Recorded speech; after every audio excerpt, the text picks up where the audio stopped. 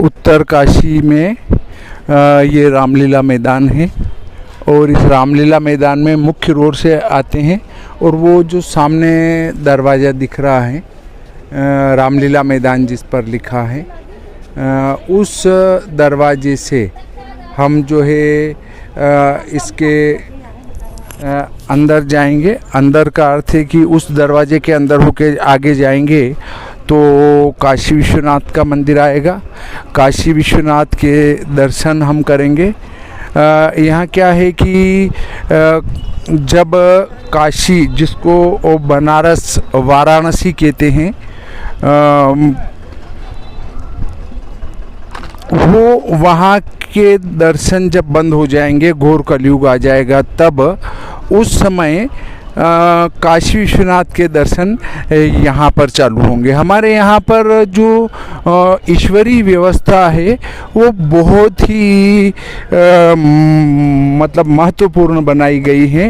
ये कह सकते हैं कि ईश्वर ने पहले से ही ये निर्धारित किया है कि इस समय ऐसा होगा और उसके बाद ये हो जाएगा। तो देखिए मैं आपको बताता हूँ कि जब घोर कलयुग आएगा तो अपने जोशी मठ में स्थित ये जोशी मठ में स्थित एक नरसिंह बद्री हैं, उनके एक भुजा टूटकर गिर जाएगी और वो गिरने के बाद नर और नारायण पर्वत मिल जाएंगे और जब नर नारायण पर्वत मिल जाएंगे तो बद्री विशाल की यात्रा बंद हो जाएगी। जब बद्री विशाल की यात्रा बंद हो जाएगी तो फिर बद्री विशाल के दर्शन होंगे अपने भविष्य बद्री में। फिर भविष्य बद्री का तीर्थ प्रारंभ हो जाएगा और जहां हम चल रहे हैं वो वारणावत पर्वत हैं। इस वारणावत पर्वत पर एक कदम चलने से एक अश्वमेध यज्ञ का फल प्राप्त होता है। एक कदम चलेंगे और एक अश्वमेध यज्ञ का फल मिलेगा। तो वे व्यक्ति भाग्यशाली हैं जो प्रतिदिन इस पर चला करते हैं, परंतु उसका महत्व भी याद होना चाहिए। फिर भी फल तो प्राप्त होगा ही होगा।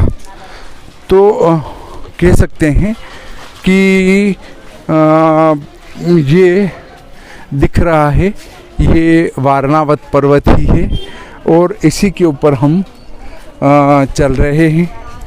अब हम भगवान भोलेनाथ काशी विश्वनाथ के दर्शन करने के लिए जा रहे हैं। ये काशी विश्वनाथ जो विराजमान है ये उत्तर काशी में है। उत्तर काशी भविष्य में जाकर तीर्थ नगरी हो जाएगी जब वो मुख्य काशी में काशी विश्वनाथ के दर्शन बंद हो जाएंगे। तो हम ये मंदिर कहाँ लगा हुआ है? रामलीला मैदान से बिल्कुल लगा हुआ है, लगभग 50-100 मीटर चलने के बाद ही। तो यहाँ के मुख्य दरवाजे के आपको दर्शन कराते हैं। वहाँ दर्शन करने के बाद मुख्य मंदिर के को दिखाएंगे। देखिए ये मंदिर पहुँच चुके हैं। इस पर लिखा है ये माननीय अध्यक्ष श्रीमती जशोदा राणा एवं समस्त सदस्य जिला पंचायत उत्तरकाशी, प्रेरणा स्त्रोत श्री R.S. चौहान, जिला जज उत्तरकाशी। ये इनने इसको बनाया है। तो ये हम मंदिर में पहुंच चुके हैं। मंदिर में पहुंचने के बाद हम आगे की ओर बढ़ रहे हैं। ये मार्कंडेय जी महाराज का मंदिर है, मार्कंडेय शिव। ये साक्षी गोपाल मंदिर है। अब हम आगे की ओर बढ़ते हैं। यहाँ एक चमत्कारिक त्रिशूल हैं जो आकाश से उतरा हुआ है, उसी त्रिशूल का ये मंदिर है और दर्शनीय है।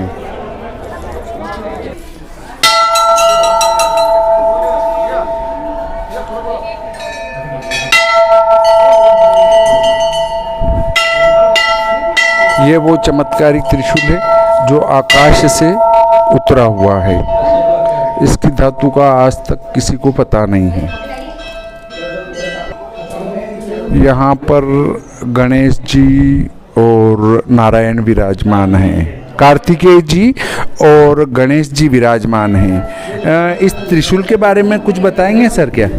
ये मां शक्ति है, स्वयंभू है, स्वयंभू ना, हाँ स्वयंभू।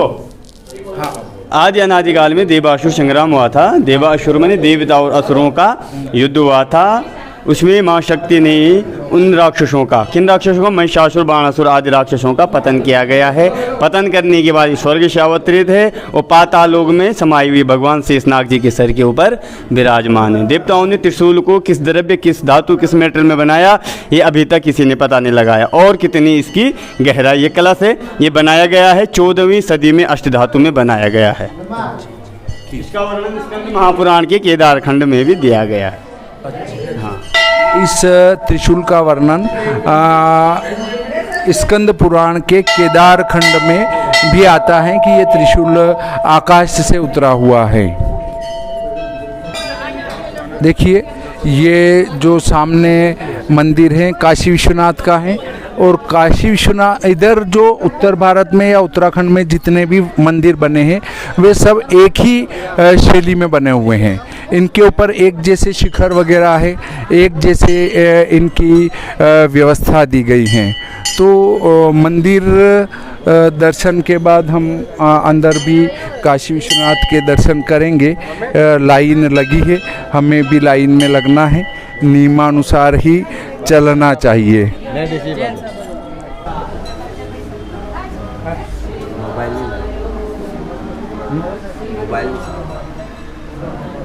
मोबाइल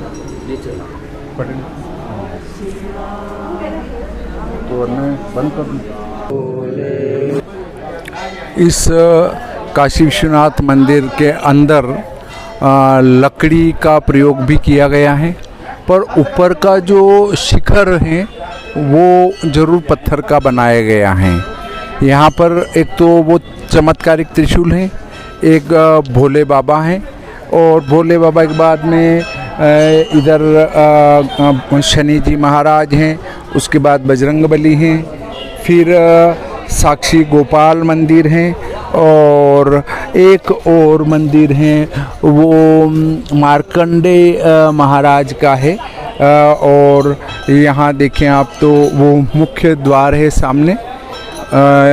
ये सभा मंडप बनाया गया है, और इधर देखें तो ये यज्ञशाला बनाई गई है। यज्ञशाला में कोई यज्ञ करना चाहें तो कर सकते हैं।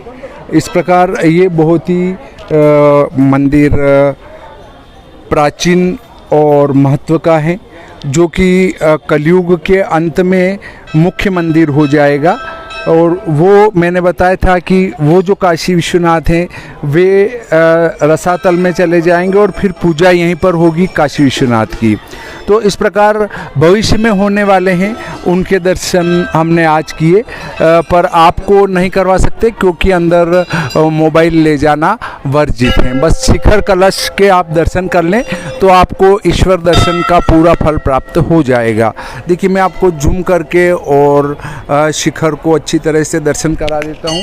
आप यदि शिखर कलश के भी दर्शन करेंगे तो भोलेनाथ के दर्शन के पूरे फल आपको प्राप्त होंगे। इस प्रकार आज का ये प्रकरण यहीं समाप्त होता है। श्री भोलेनाथ की जय।